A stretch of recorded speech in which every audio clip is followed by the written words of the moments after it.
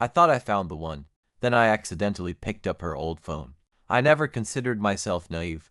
I'm not a romantic, not the kind of guy who believes in one for life, and definitely not the type to write sappy posts online when life falls apart. But here I am, because the last 6 months of my life have been built on lies. And I just need to get this off my chest, even if it's just here. To someone. My name's Andrew. I'm 33. I work in it, live in St. Petersburg, lead a pretty calm, steady life. Not rich, but not broke, living alone in my apartment, no loans or debts. And until recently, with the girlfriend I loved, or at least really wanted to love. Her name was Lara. We met 2 years ago at a mutual friend's birthday party. She was bright, outgoing, a bit bold, the complete opposite of me. She was 26, just starting her marketing career, into photography. We started talking, casually at first. A couple of dates, then a break, then meeting again. After 6 months she moved in with me. I thought, this is it. This is what I've been waiting for. She brought something new into my life. Mornings when she'd make coffee while I was still half asleep. Weekends when she'd wake me up saying, let's just go somewhere, anywhere. We took trips to Viborg, stayed overnight in old manors, shot videos. She posted stories tagging me. My friends said, dude, you're lucky. She's fire. I just nodded and smiled. I really was happy. Or I wanted to believe I was.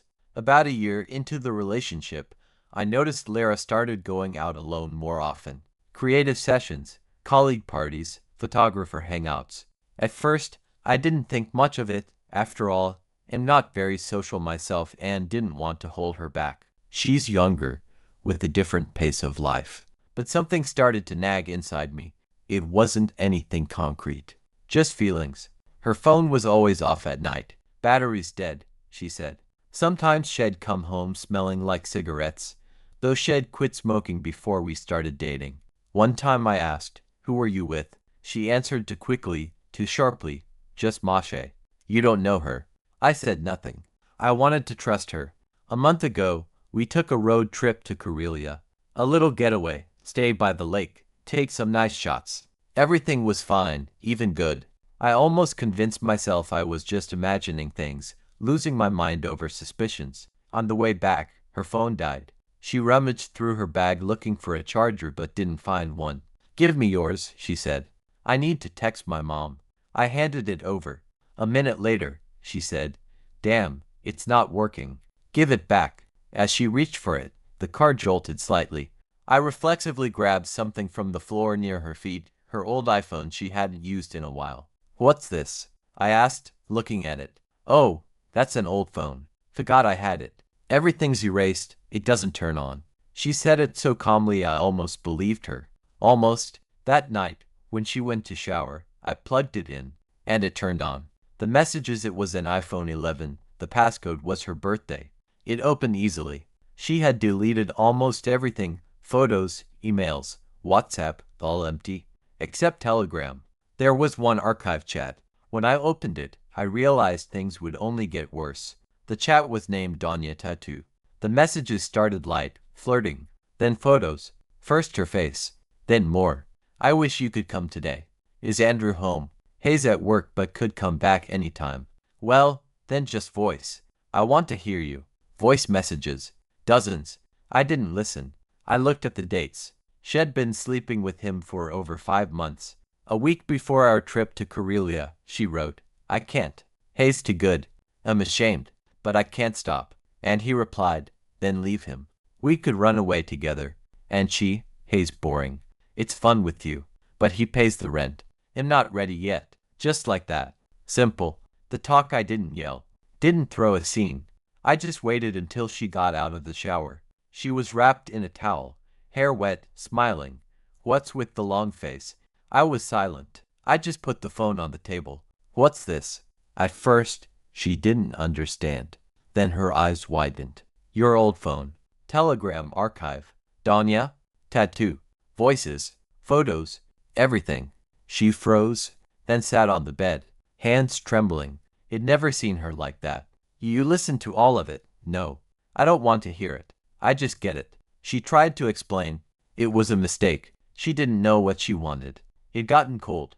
We had drifted apart, but I wasn't listening anymore. You don't start a parallel life because things got boring.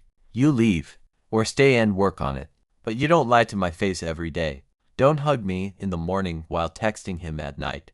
I wish you were here. She left 2 days later, packed silently, said only, I know I broke everything. I'm sorry.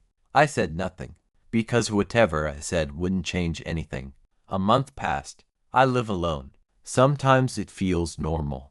Work, friends, gym. But then I wake up at 3 a.m., not understanding why any of it happened.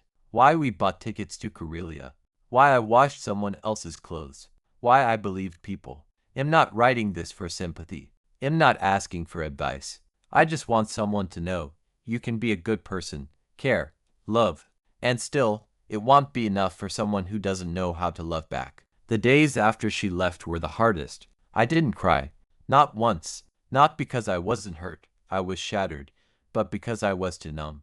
Like my feelings had been frozen somewhere deep inside, far away from my mind. I started avoiding my apartment. Spent more time at work. Went to the gym late at night. Met with friends I hadn't seen in months. Everyone asked if I was okay. I nodded and smiled. But inside I was falling apart. What surprised me most was not the betrayal itself. I guess I somehow expected it, even if I didn't want to admit it, but the way it made me question everything. Who was I really? Was I just a convenience? A safety net?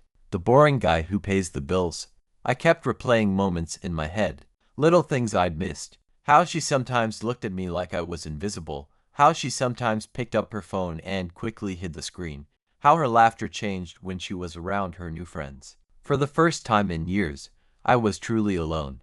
Not just physically, but emotionally. My phone, once a gateway to her messages, now only showed work emails and notifications from apps I barely used. My bed felt too big. The silence was deafening. I tried dating. Went on a few dates, nothing serious, nothing that lasted more than a week. I realized I wasn't ready. Every time I tried to get close to someone new, I found myself comparing them to her, to the memory of what we had, not what she had done. And that was poison. One night, about 3 weeks after she left, I hit a breaking point. I was sitting on the floor of my apartment, a bottle of cheap whiskey next to me, staring at the cracked ceiling. My phone buzzed. A message from an unknown number. Hey, it's Danya. Lara told me what happened. If you want to talk, I'm here. I wanted to throw the phone across the room. Instead, I called him. We talked for hours. Not about her, but about everything else, life, regrets, mistakes. I realized then that both of us were victims of a terrible situation. Not just her, not just me, but all three of us caught in a mess of lies and selfishness. Slowly, things began to change. I stopped pretending I was fine. I saw a therapist. I started journaling, putting my thoughts on paper, trying to understand my own pain. I learned that healing isn't linear. Some days I felt like I was moving forward. Other days I'd fall back into despair. But I was learning to live without her. If you're reading this, maybe you're going through something similar. Maybe you've been betrayed, or maybe you're the one who's made mistakes. Here is what I've learned. Love isn't enough if trust is gone. Sometimes the people we love are not the people we should keep, and sometimes the hardest thing is letting go. But there's life after heartbreak. There's growth. There's hope. And you deserve that. Months passed. I wasn't looking for someone new. Not really.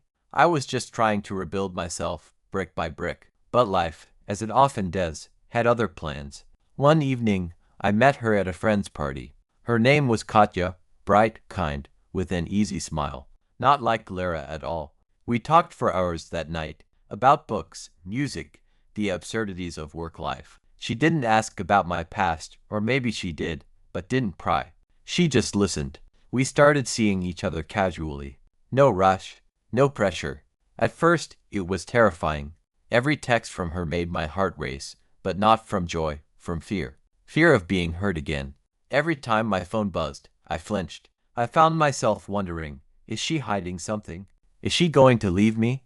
I built walls around myself, little rules. No sharing too much, too fast. Keep some distance. Don't get too attached. Katya noticed. She didn't push me but stayed patient. She knew that I was broken and that it would take time. Slowly, with her, I started lowering those walls. I told her about Lara, about the betrayal, about how it changed me. She didn't judge, just held my hand and said, "I'm here." There were still nights when I woke up sweaty, heart pounding, a shadow of Lara's voice echoing in my head. I'd catch myself scrolling through old photos on my phone, feeling a pang of what I thought was nostalgia, but was really pain. Sometimes it'd pull away from Katya, scared of getting too close, but she never left. With Katya, love wasn't fireworks or passion. It was quiet, steady. It was coffee on a lazy Sunday morning, a shared playlist, laughter over bad jokes. It was trust, slowly rebuilt day by day. I learned that love after betrayal isn't the same as before. It's scarred, cautious, but sometimes that makes it stronger. I'm still healing. I'm still learning. But I'm no longer alone with my pain. I've learned to forgive, not her, but myself, for trusting too blindly. I'm hopeful now, not because I think everything will be perfect, but because I know I can survive the worst. And maybe, just maybe, I'll find happiness again. About 8 months after Lara left, I ran into her unexpectedly. It was at a small cafe near my apartment. She looked different, tired, maybe a little lost. For a moment, I wasn't sure if I should say anything, but something inside me needed answers. I walked over. She saw me, her eyes widened. "Andrew, hi." "Hi, Lara." There was an awkward silence. Then I said, "Why?" She looked down, playing with her coffee cup. I don't know how to say it. I wasn't happy. Not really. Not with you. Not with myself. You cheated. For months. Not just once. Not by mistake. I know. I'm sorry. Her voice cracked. I thought if I could just escape, maybe I'd find myself. Maybe I could be someone else. And did you? No. I just lost everything. Including you. We sat in silence. Then she said, "I never meant to hurt you. But you did. I'm sorry." I nodded. I wanted to say more, scream, cry, beg her to explain, but I didn't. Sometimes, answers don't fix anything. Walking home, I realized that betrayal isn't just about the act. It's about broken promises, lost trust, and the painful process of accepting that some people can't be who you want them to be. Lara's betrayal was a wound, but meeting her again helped me close the door on the past. Now, I focus on the present, with Katya, with myself, and am learning that some stories don't have perfect endings, but that doesn't mean they don't have meaning. After that unexpected meeting with Lara, something inside me shifted. I thought I was done with her. I thought I had moved on. But sometimes the mind plays tricks. Memories flood back in the quietest moments. There were nights when I'd stare at the ceiling, wondering how someone I trusted so deeply could become a stranger overnight. I asked myself, was I blind? Was I not enough? The questions didn't have answers, only silence. I decided to see a therapist. At first, I was skeptical. What could talking to a stranger do? But slowly, I started to unpack the mess inside. The sessions were uncomfortable, painful even. I had to face feelings I'd buried deep: shame, anger, loneliness. One day, my therapist asked, "What did you learn from this?" I thought for a long time. Maybe that I need to set boundaries, that love alone isn't enough, that I have to love myself first. With Katya, things weren't perfect. I still struggled to open up fully, but she was patient. She never pushed, only waited. Her trust in me gave me strength to trust myself. I started small, sharing my thoughts, my fears, letting her in, piece by piece, and she did the same. We weren't perfect, but we were honest. One evening, she cooked dinner. I helped set the table. We laughed over burnt pasta and cheap wine. In that moment, nothing else mattered. I realized that happiness wasn't a grand event. It was these little moments of connection, trust, and peace. Now, when I think of Lara, the pain isn't sharp anymore. It's a dull ache, a reminder of lessons learned. I'm not the same person I was 2 years ago. I'm stronger, wiser, more careful. And I believe, truly believe, that I'll find a love that's honest and true. Everything seemed to be moving forward. Katya and I were growing closer, slow but steady. I was learning to trust again, to hope again. But the past has a way of creeping back when you least expect it. One evening, I got a call from an unknown number. "Andrew, it's me." I recognized the voice immediately. It was Lara. I didn't pick up. At first, it was subtle. Strange messages on my social media, nasty comments from fake accounts. rumors whispered by friends who suddenly acted cold or distant. Then, one day, Katya received an anonymous text. Is he really over her? Be careful. I tried to brush it off. Told Katya it was just some jerk trying to stir trouble. But then things escalated. One night, I came home to find my apartment door slightly ajar. Nothing was stolen, but my laptop was missing. My entire work was on it. I reported it to the police, but no leads. The timing was too suspicious. At work, someone leaked a private email of mine, something personal, taken out of context, making me look bad in front of colleagues. Katya's car got keyed. The tires slashed. A cruel note left on the windshield. Don't trust her. She's just waiting. I knew who was behind all this. I called Lara. Why are you doing this? Because I can't stand seeing you happy. You left me, but I won't let you go so easily. Her voice was cold, bitter. You're hurting me. And her. Maybe that's what you deserve.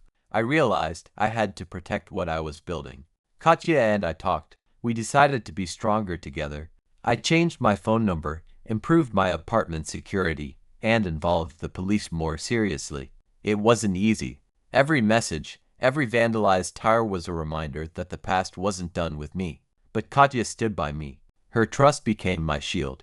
Sometimes letting go isn't enough. Sometimes the past fights back, not with words, but with actions. But I also learned that real love isn't fragile. It's battle-tested, scarred, but stronger for it. The pressure didn't ease. Every day felt like walking on a thin line. I was constantly looking over my shoulder, expecting another message, another threat. Katya noticed the change. Her bright smile dimmed sometimes as she saw the weight on my shoulders. One evening, we sat on the balcony, the city lights flickering below us. I'm scared, I admitted. Scared that this won't end, that shall never let go. Katya squeezed my hand. Well, face it together. I'm not going anywhere. Her words became my anchor. We started documenting everything. Photos, messages, suspicious activity. I talked openly with my manager about what was happening. Slowly, I reclaimed control. Katya helped me rebuild my sense of safety. She took over some daily routines, checking locks, screening calls. Together, we created a fortress, not just of security, but of trust. Meanwhile, Lara was spiraling. Behind her cold messages was pain, pain from rejection, from loneliness. She watched from afar as I moved on, her jealousy burning. Sometimes she told herself it was love, other times bitterness and regret. She didn't want to lose me, but she didn't know how to ask without breaking what little was left. One night, Lara sent a long message, a confession mixed with anger and sorrow. I was scared to lose you, so I tried to keep you by any means. But I see now it only pushed you away. I debated replying. Part of me wanted closure, the other part wanted to cut all ties. I showed the message to Katya. We don't have to answer. We have our own life now. I realized healing wasn't about erasing the past. It was about accepting it, scars and all. Katya and I grew closer, stronger. Together, we built a future where trust wasn't just a word, it was a promise. Time passed. The storm from the past gradually quieted. The threats stopped. The whispers faded. Lara finally disappeared from our lives like a shadow at dawn. Katya and I moved into a new apartment, a fresh start, far from old wounds and painful memories. It wasn't perfect. We had disagreements, moments of doubt, but we had something real, honesty, respect, and a love that grew stronger each day. Looking back, I realized how much have changed. The betrayal once felt like a weight crushing me, but now it's a lesson etched into my soul. I learned to protect myself, to set boundaries, and most importantly, to forgive, not for her sake, but for mine. If I could speak to the man I was before all this, I'd say, you're stronger than you think. You will hurt, but you will heal. And you will find love again. Not the reckless, blinding kind, but the quiet, steady kind, the kind that lasts. With Katya by my side, I'm ready to face whatever comes next. Because now, I know, the past doesn't define me. I define me. And this is just the beginning.